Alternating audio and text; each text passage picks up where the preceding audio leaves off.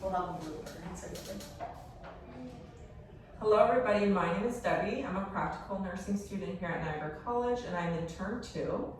Today we'll be talking about infection prevention and control in long-term care to empower you, term 1 nursing students, for patient safety. On our table of contents today, I will be starting by talking about what is IPAC and the relevance to you.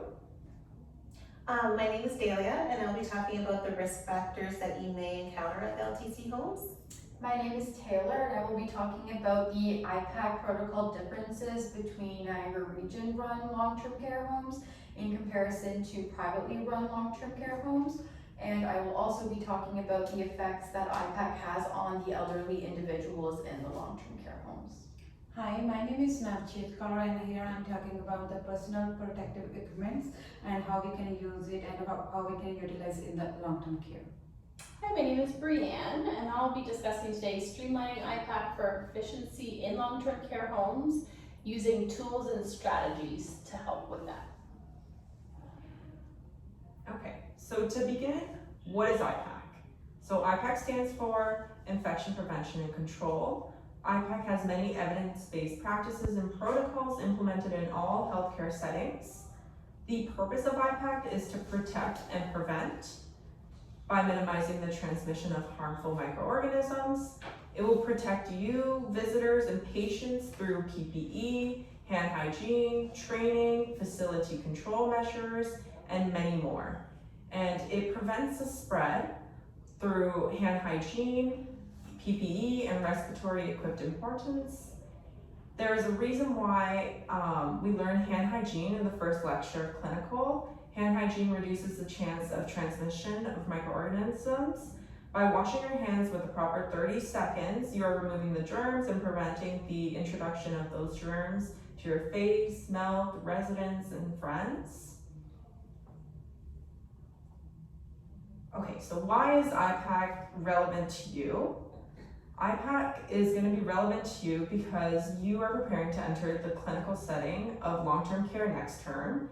And unfortunately, you may encounter instances where proper procedures and protocols for infection prevention control are not consistently followed. Being aware of the IPAC practices and protocols is essential in such situations because it empowers you to advocate for those patients and ensure the best practices are upheld. By understanding and implementing IPAC measures, you can actively contribute to maintaining a safe healthcare environment and protecting residents and healthcare providers from the risk of infections. Additionally, this knowledge equips you with the confidence to address any discrepancies in infection prevention practices you may observe during your clinical placement, and it will foster you to an excellence in patient care and safety through your nursing journey. So these are you guys about to enter placement next term.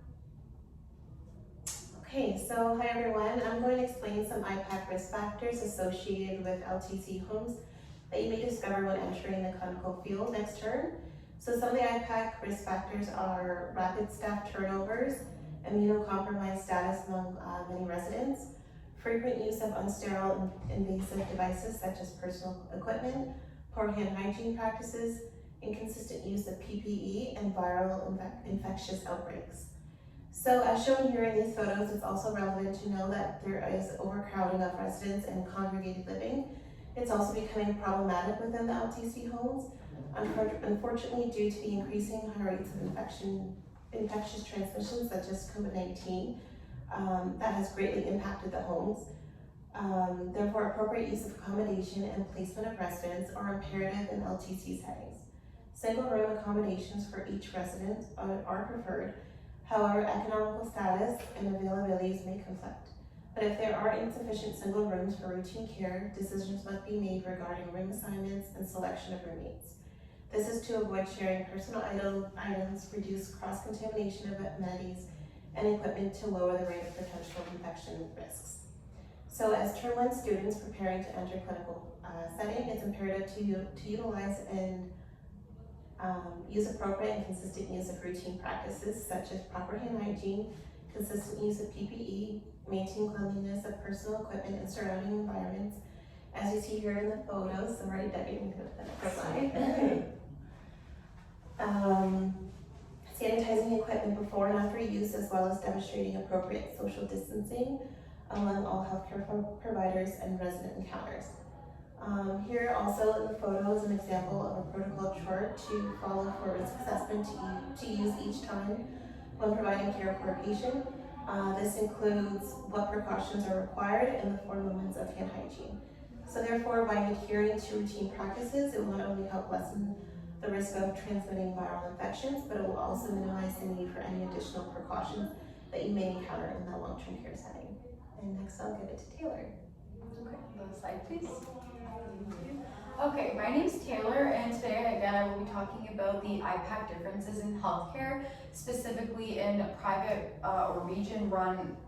between private and Niagara region run homes, and how the different IPAC measures will affect the residents and the staff. So to start, next semester for placement, Term 1 nursing students are either going to be placed in a Niagara region run home or a private run home. So to start, the Niagara region, when they are developing IPAC procedures for staff to follow, they are making best practice guidelines for prevention and infection prevention and control. So the staff at the Niagara region run homes are expected to follow the best practice guidelines for infection prevention and control. This is because in the homes there's going to be surveillance of the staff and how they are following the different protocols in the best practice guideline, and there will be a manager or a designated infection prevention and control worker circulating the homes each day, and they will be documenting and analyzing and observing how staff is following the policies and the rules, and then they will be submitting it back to the Niagara region in order to kind of determine if the practices are being used properly and if they're being beneficial, and then from there they can use that to kind of redevelop the policies if they need to be, if they're not working. If when they're doing this is beneficial. As it says on the slide, it's beneficial and effective because it gives insight into the effectiveness of the different IPAC measures in the homes. In comparison, when you are placed in a private run home, they are not affiliated with the Niagara region, they're not affiliated with the best practice guidelines for infection prevention and control. So if you're in a private run home, you are going to be following the rules and policies that are put in place by the private run home. And there will be no surveillance by the region in order to determine if these policies are working good or if they're effective for the clients. When you go to the private run homes, they will give you a education or a document explaining what they expect from you. And yeah, so wherever you are either following the rules of the Niagara region or you are following the rules of that specific private home. The next slide. Okay, and then the next thing I will be talking about is the effect that IPAC has on the elderly and long-term care homes. So this is important because you're going to be wearing PPE around some of the staff. As we know, when COVID-19 was a big thing in healthcare a few years ago, and it lasted for many years, staff was expected to wear a lot of PPE that kind of affected the residents living there. So for example, there were social distancing measures, no visitors, extensive PPE, limited interactions with other residents, and a disconnect with staff due to the PPE. And this resulted in feelings of loneliness, isolation, disconnection, and then that resulted in a decrease in positive client outcomes. And it's really important to kind of consider when you're wearing extensive PPE, how you kind of may feel a disconnect in a relationship with a resident or with a client, and how they might be feeling compared to how you might be feeling about wearing the PPE. Thank you, Taylor. That's very interesting, actually. Yeah, it We is. hear about the different types of PPE, but we often don't think about what implications it'll have for the people in the homes and maybe people who aren't able to hear as well or see as well. Yeah, it must be sure. very difficult to Yeah. see staff with all the PPE on. Exactly, yeah. So if you have a client who, like you said, has a hearing problem or they can't see as well, and then you're coming in with a full mask on and your voice is muffled and they can't see your whole face, it can be kind of intimidating for them. So it's important to kind of make sure you're explaining what you're wearing and why, and continuing with the therapeutic process the whole time you're with the residents and the clients. Yeah. Yeah.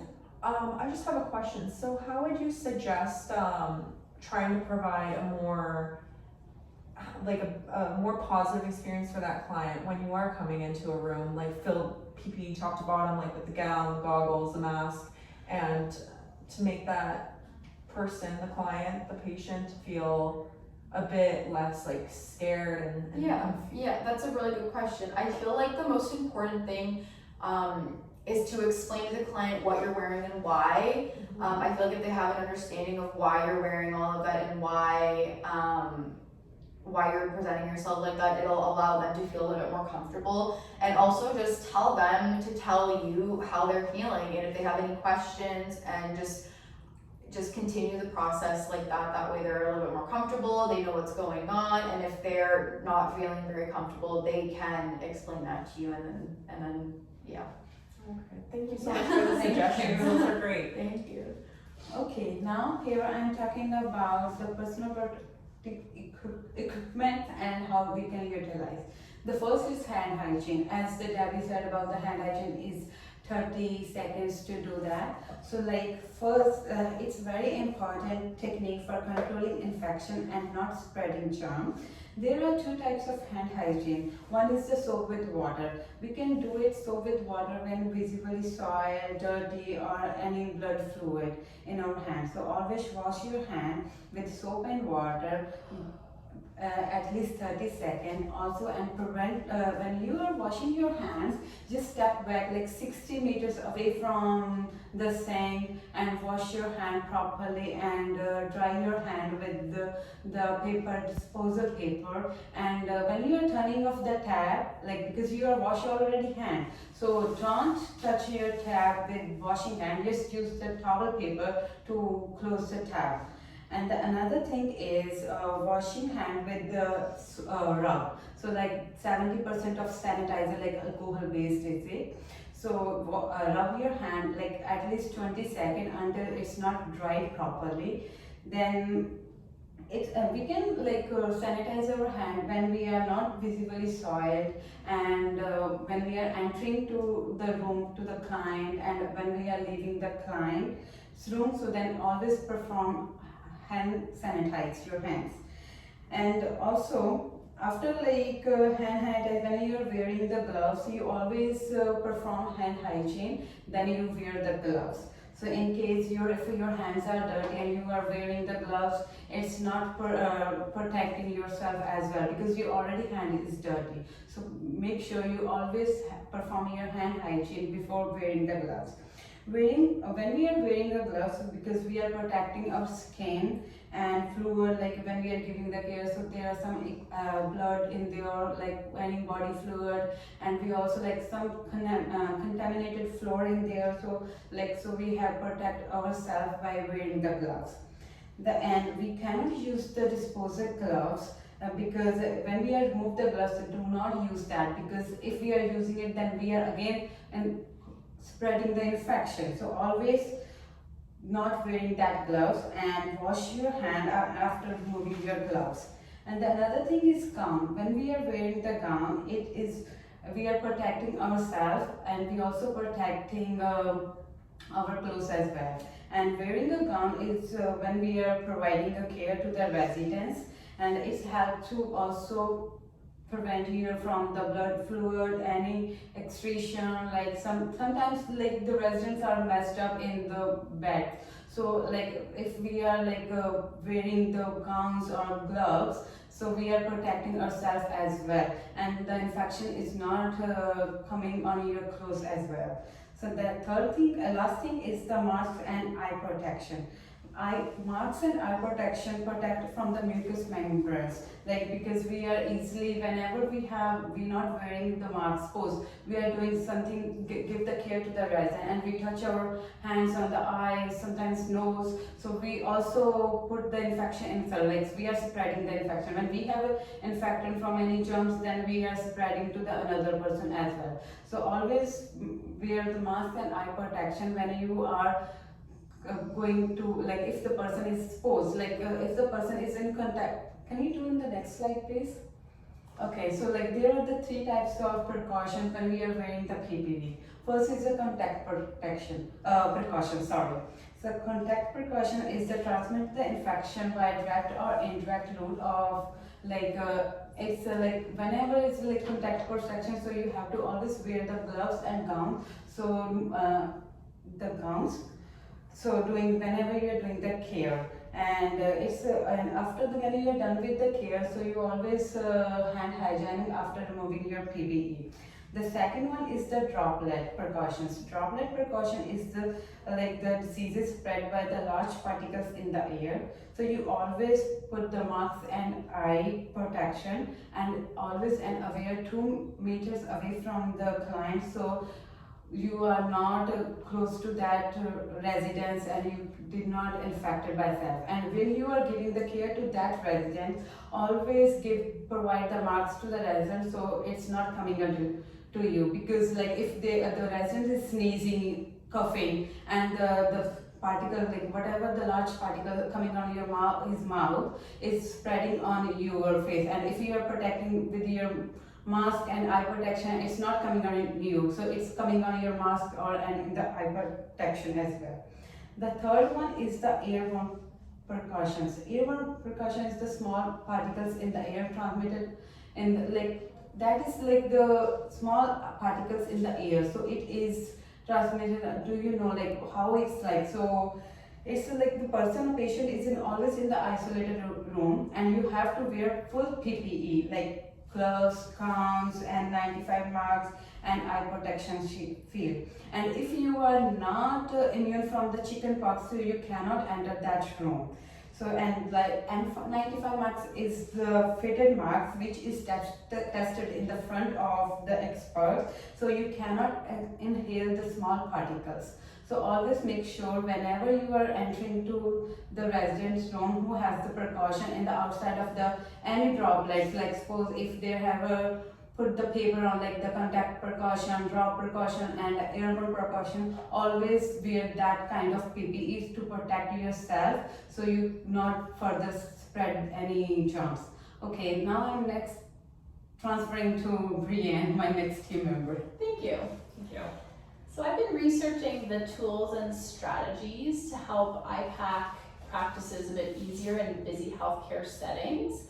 So today in Ontario, a nurse will be responsible for sometimes up to about 32 residents in long-term care during a day shift. And at night, they can be responsible for anywhere from 75 to 100 residents at a time. So following really strict IPAC procedures can obviously be difficult in that type of setting with such immense workload. So there's different tools. The first one that I'm going to discuss is actually a daily tracking form.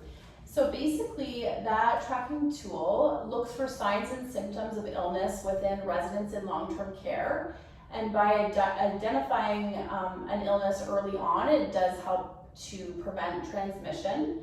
So the tool is very detailed, and it has the day, the month that it was basically the assessment was performed and what staff member did it, the resident's name, their temperature, and then it has assessment of main body systems. So respiratory, it will look for things like runny nose, sneezing, coughing, urinary, any symptoms that might be, pain when urinating, more frequent urination, not being able to urinate, any kind of abdominal pain at all.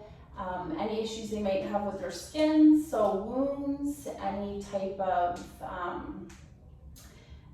tissue drainage, rashes, lesions, anything like that. And then GI symptoms, so it's looking for things like nausea, vomiting, maybe some constipation, diarrhea.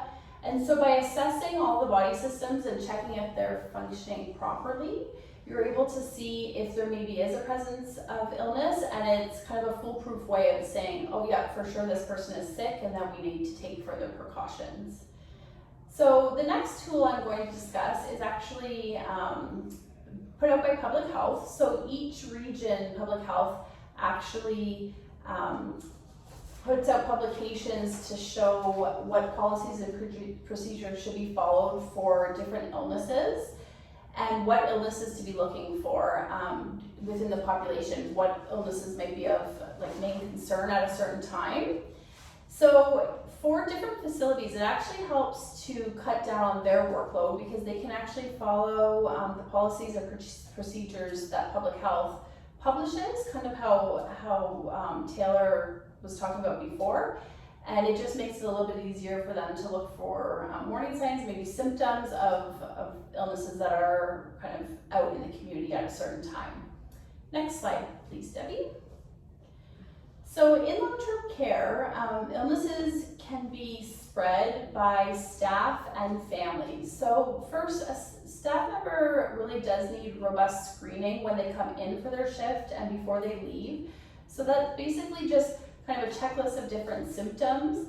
And because one staff member is caring for so many residents at a time, it's actually really important to screen for illnesses within the staff to make sure that transmission does not happen to multiple people within long-term care. And then family is also a big risk for transmission because they're coming from the community, visiting their loved ones in long-term care. And often the people living in long-term care homes, they don't actually leave themselves. So the illnesses are coming in on family members. So really kind of teaching families that before they have a visit with their loved ones, proper hand hygiene is kind of the biggest thing that they can do. And also making sure that they understand the personal protective equipment that must be worn during visits if their loved one has an illness, but also if they have been sick themselves before going for visits, making sure that they stay home for the recommended amount of time so that they don't bring illness into the home. And lastly, I'm just going to talk about MDROs. So those are multi-drug resistant organisms. So they are really dangerous for the population living in long-term care because there's no treatment for them. There's no medications that actively treat them. They're resistant to antibiotics. So some examples of those are MRSA and C. difficile. Those are kind of some common ones that you might see. And so the biggest thing that we can do to prevent transmission is surveillance. So what that means is really just looking and checking for any signs of those illnesses within the population living in long-term care, because if that illness does kind of enter the home, if those bacteria enter the home, the people living there often have comorbidities like heart disease, cancer, diabetes. So it's very hard for them to fight those infections, so that those infections can just kind of run rampant. So it's really important for surveillance and to track them. So there's actually a tool that shows any monthly occurrence, any yearly occurrence, and actually reports that to public health, so they can actually monitor any of those illnesses in the long-term care homes. Okay. All right, guys, do you have any questions? Okay, and then if you feel shy to ask questions, we also have a Q&A. You can join this website and just ask questions, and we'll answer them for you. We hope you've learned a lot throughout our presentation and that you feel a little bit more prepared to go out next term. Thank you. Thank you. Thank you. All the best next term. Yeah.